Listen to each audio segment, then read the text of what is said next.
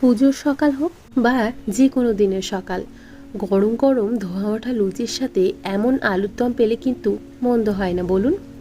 আর এই আলুর দম তৈরি হয়ে যায় নিমেষেই, আর হয় দুর্দান্ত স্বাদের। তো ভিডিওটি শুরু থেকে শেষ পর্যন্ত দেখার অনুরোধ রইল। আমি সীমা, আপনারা দেখছেন টেস্টি ফুড উইথ সীমা।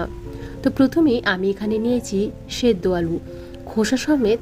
আমি প্রেসার কুকারে লবণ দিয়ে এই আলুগুলো সেদ্ধ করে রেখেছিলাম, তারপর খোসা ছাড়িয়ে নিয়েছি।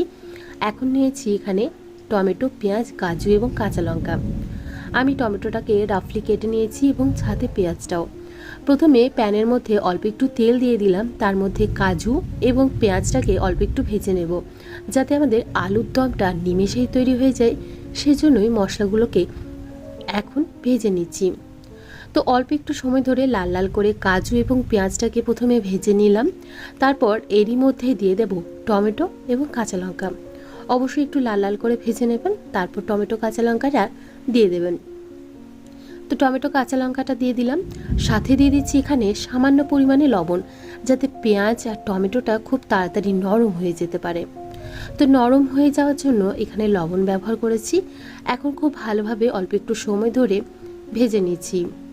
এখন দেখুন টমেটোটা বেশ নরম হয়ে গেছে। এখন এর মধ্যে দিয়ে দিচ্ছি সামান্য পরিমাণে জল, এতে করে আমাদের সবজিগুলো বেশ নরম হয়ে যাবে আর পেস্টটাও কিন্তু বেশ ভালো হবে। তো সামান্য পরিমাণে জল দিয়ে দিলাম। এখন খুব ভালোভাবে নাড়াচাড়া করে ঢাকা দিয়ে দিচ্ছি। কাঁচা লঙ্কাটা অবশ্যই আপনারা নিজেদের ঝালের পরিমাণ অনুযায়ী এখানে ব্যবহার করবেন। আমি মোট 4 থেকে 5টা লঙ্কা ব্যবহার করেছি। এখন ঢাকা দিয়ে দিলাম।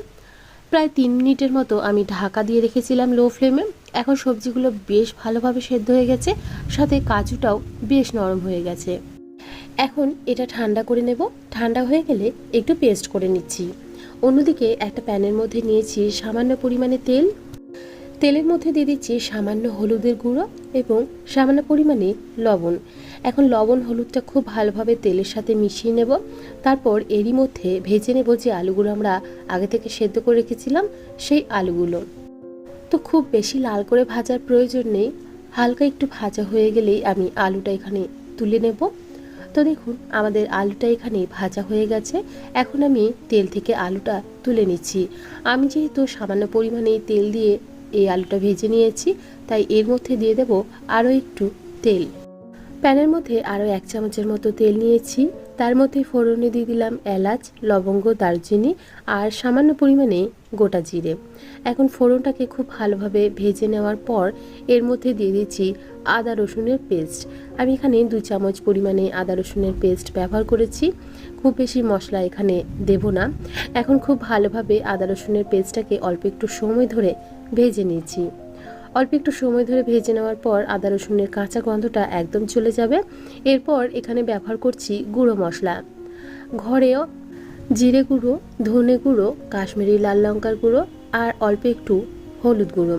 কাশ্মীরি লাল লঙ্কার গুঁড়োটা দিয়েছি রঙের জন্য, আমরা তো কাঁচা লঙ্কা ব্যবহার করেছি ঝালের জন্য। আপনারা নিজেদের পছন্দ অনুযায়ী এখানে ঝালটা ব্যবহার করবেন। এখন এই সমস্ত উপকরণগুলোকে খুব ভালোভাবে অল্প একটু সময় ধরে ভেজে নিচ্ছি, যাতে মশলাটা পুড়ে না যায়, তাই অল্প একটু জল ব্যবহার করেছি। তো খুব ভালোভাবে মশলাটাকে অল্প একটু সময় ধরে কষিয়ে নেওয়ার পর টমেটো, কাজু, কাঁচা লঙ্কা এবং পেঁয়াজের যে পেস্টটা আমরা তৈরি করে রেখেছিলাম সেটা দিয়ে দিলাম। বাটি ধোয়া অল্প একটু জল দিয়ে দিলাম। এখন খুব ভালোভাবে সমস্ত মশলাটাকে একসাথে কষিয়ে নেব।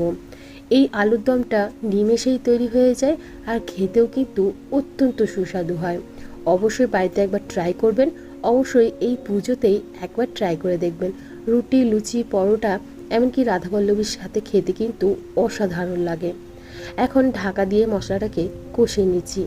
অল্প একটু সময় ধরে দেখুন ঢাকা দিয়ে মশলাটাকে কষিয়ে নিয়েছি। আমাদের মশলাটা তেল ছেড়ে দিয়েছে এবং মশলাটা খুব ভালোভাবে কষানো হয়ে গেছে। এখন এরই মধ্যে দিয়ে দেব আলুগুলো।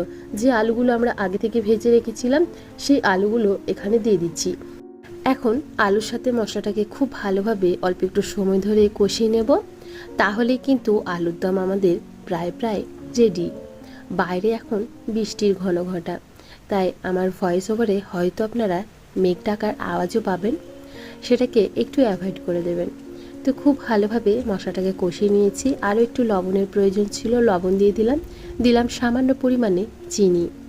এখন খুব ভালোভাবে অল্প একটু সময় ধরে কষিয়ে নিচ্ছি। সবশেষে একটু গরম মশলা এবং ঘি দিয়ে নামিয়ে নিলেই আমাদের আলুর দম একদম তৈরি। আমি এখানে গরম গরম রাধা বল্লভীর সাথে পরিবেশন করেছি। আপনারা রুটি, লুচি, পরোটা, এমনকি নান, লাচ্ছা পরোটার সাথেও পরিবেশন করতে পারেন। খেতে কিন্তু অসাধারণ হয়। অবশ্যই একবার ট্রাই করে দেখবেন। আশা করি আপনাদের ভীষণ ভালো লাগবে। আজকে তাহলে এখানেই বিদায় জানাচ্ছি। আবারও হাজির হয়ে যাব অন্য কোনো দিন অন্য কোনো রেসিপি নিয়ে। ভালো থাকবেন, সুস্থ থাকবেন। ভিডিওটি সম্পূর্ণ দেখার জন্য অসংখ্য ধন্যবাদ।